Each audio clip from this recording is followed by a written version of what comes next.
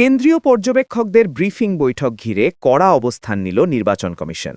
নবান্নের আবেদন খারিজ করে স্বরাষ্ট্র সচিব সহ ২৫ জন অফিসারকেই ট্রেনিংয়ে ডাকল তারা।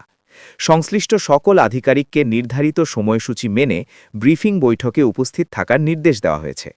কেন্দ্রীয় পর্যবেক্ষকদের জন্য নির্ধারিত ব্রিফিং বৈঠক ৫ ও ৬ ফেব্রুয়ারি ২০২৬ তারিখে অনুষ্ঠিত হবে।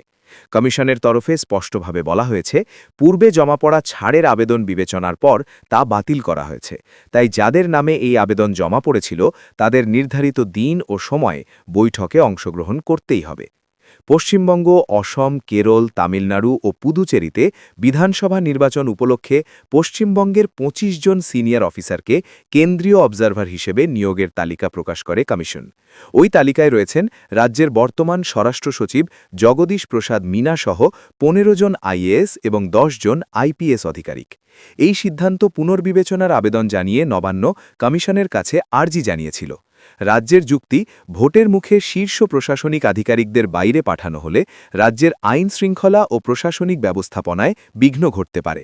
বিশেষ করে স্বরাষ্ট্র সচিবের মতো গুরুত্বপূর্ণ পদে থাকা আধিকারিককে কেন্দ্রীয় অবজারভারের দায়িত্বে পাঠানো হলে পরিস্থিতি সামলানো কঠিন হতে পারে। সেই কারণেই বিকল্প নাম প্রস্তাব করে মোট ১৭ জন আধিকারিককে এই দায়িত্ব থেকে অব্যাহতি দেওয়ার আর্জি জানানো হয়েছে। কিন্তু নির্বাচন কমিশন বুধবার স্পষ্ট করে জানিয়ে দিয়েছে, এমন কোনো আর্জি তারা মানছে না। যাদের নামে এই আবেদন জমা পড়েছিল তাদের নির্ধারিত দিন ও সময়ে বৈঠকে অংশগ্রহণ করতেই হবে। পাশাপাশি আরও নির্দেশ দেওয়া হয়েছে, সংশ্লিষ্ট এই সিদ্ধান্ত দ্রুত সকল আধিকারিকের নজরে আনা বাধ্যতামূলক। প্রশাসনের বিভিন্ন স্তরে দায়িত্বপ্রাপ্ত কর্মীদের মধ্যে যাতে কোনো বিভ্রান্তি না থাকে তার জন্য এই নির্দেশ জারি করা হয়েছে বলে জানা গিয়েছে।